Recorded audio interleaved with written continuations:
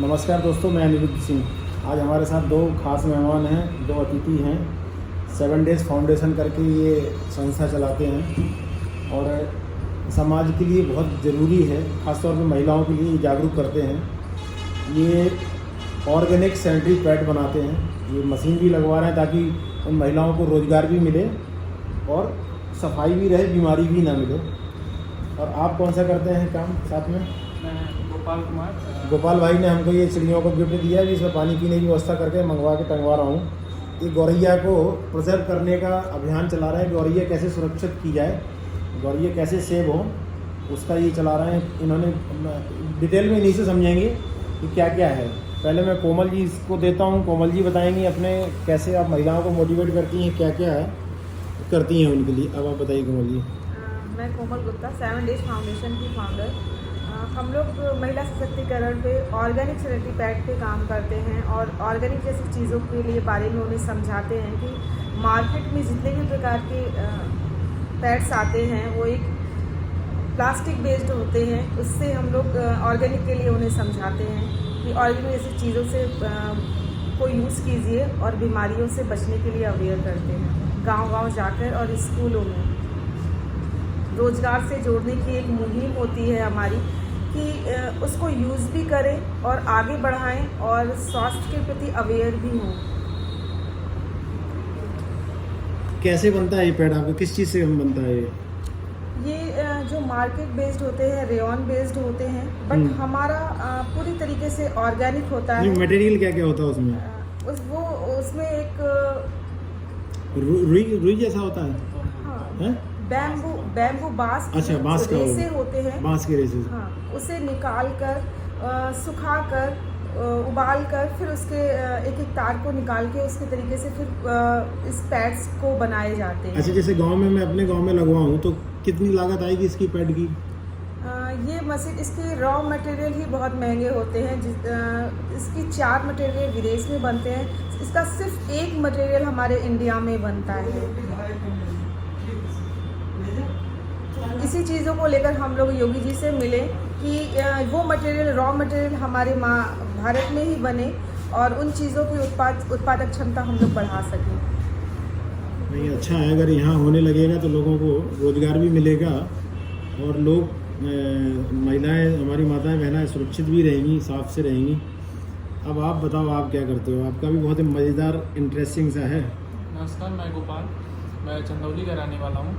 और पिछले 5 साल से गौरैया, जो हम बचपन में देखा करते थे कि उनके साथ खेलना कूदना जो भी होता था, आज के डेट में वो दिन पे दिन विलुप्त होती जा रही हैं। क्यों गोपाल भाई विलुप्त हो रही हैं?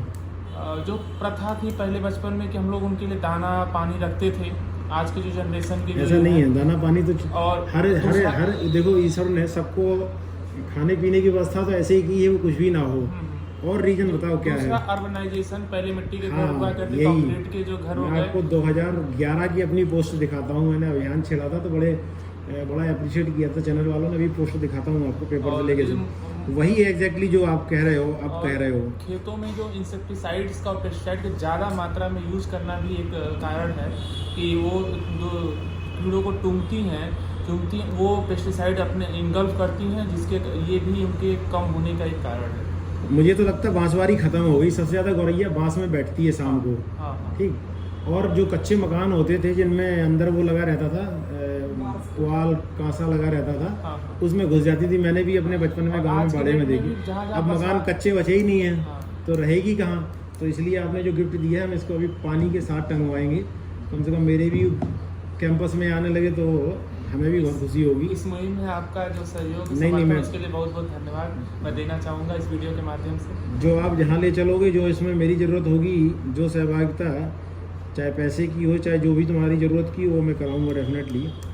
हम ऐसे काम में हमेशा आगे रहते हैं, क्योंकि कोमल जी का तो बहुत बड़ा काम है। मैं तो इनसे कहूँगा कि इसका और भी कोई सब्स्टिट्यूट हो, जैसे जो महिलाएं बना सकें गांव में।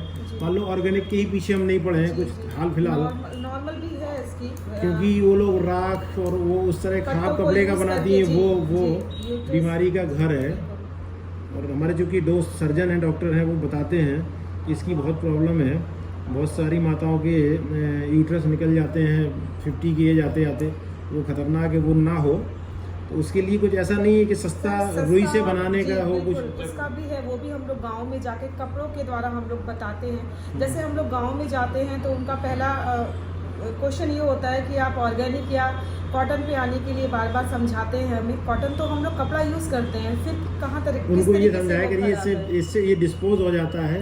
नहीं सर, कॉटन जो हम पहले यूज़ करते थे पहले ज़माने में वो 100% कॉटन होता था, पर हाँ, आज के ज़माने में जो हम यूज़ करते हैं प्लास्टिक मिक्स है, वो प्लास्टिक मिक्स होता है। वो सिंथेटिक की हाँ। वजह से वो यूरिन और ये सारी प्रॉब्लम हमको स्टार्ट होती है। डेफिनेटली जैसे हम लोग जो कपड़ा पहनते हैं यूनिफॉर्म में, ये हमारी देखो अब स्ट्रेचेबल है, जी। कैसे संभव है जब तक प्लास्टिक नहीं हो? तो इसमें अब ये भी कॉटन नहीं रहा पूरा, इसमें केमिकल की भी मिक्स हो रिएक्शन से गया। सर वो सारी प्रॉब्लम स्टार्ट होती है। तो मुझे लगता है रुई से और नॉर्मल से कॉटन से भी अच्छा बनाया जा सकता है। बिल्कुल बिल्कुल, हम लोग भी वो समझाते हैं गाँव में जाके। मतलब कुल मिला के सफाई से रहना जी। ताकि बीमारी ना हो कोई।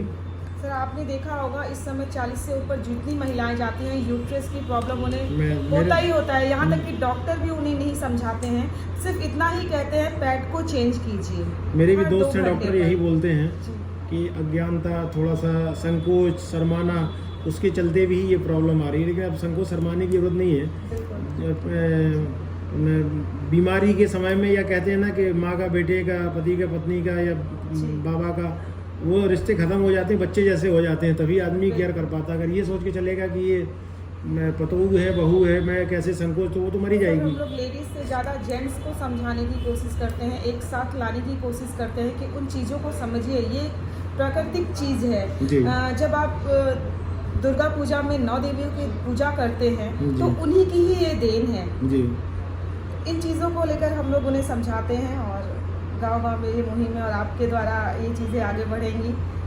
नहीं, चलिए, बहुत धन्यवाद। मुझे तो अच्छा लगा, कम से कम आप लोग आए हमारे ऑफिस, और मैं भी आपका वीडियो शेयर कर देता हूँ। दोस्तों से भी कहूँगा ज़्यादा से ज़्यादा लोगों तक पहुँचाएँ, और ताकि गांव देहात के लोगों में भी जो बच्चे देखें वो भी घर में अपने घर वालों को समझाएं, ताकि अवेयरनेस बढ़े और बीमारी घटे। और कम से कम हर बच्चा अपने घर में ऐसे नहीं बना सकते तो अभी दीपावली आ रही, मिट्टी के बर्तन आएंगे, तार में करके पानी भर के लगा दीजिए। कुछ नहीं कर सकते तो जैसे आप कांसे की झोपड़ी बनाते हो, मैं अभी दिखाऊंगा आपको। बदायूं में मेरी पोस्टिंग थी, तो वहाँ हमने कांस की झोपड़ी बनाई थी, ले आया था नदी के किनारे से कांसा। इतनी चिड़िया आती थी, इतनी कि मेरा एक दिन बच्चा पकड़ लाया, नीलकंठ गिर गए। मुझे फ़ोन कर रहा है ऑफिस से, जल्दी आओ यार पापा, इसकी मम्मी बहुत परेशान हो रही होगी, बेबी नीलकंठ गिर गया है, इसको पानी पिला के उड़ाना है। तो बच्चों के अंदर चीज़ें सीखते हैं ताकि ये आगे अगली जनरेशन में जाए। बहुत बहुत धन्यवाद आपका हमारे ऑफिस आना। आपको मैं बहुत अप्रिशिएट करता हूँ कि आप ये अच्छा काम कर रहे हैं। आप करते रहें इसी तरह, हमारी शुभकामनाएँ हैं। और जो मेरी ज़रूरत होगी बताइएगा, हम आपका पूरा सहयोग इस मुहिम में आपकी करेंगे।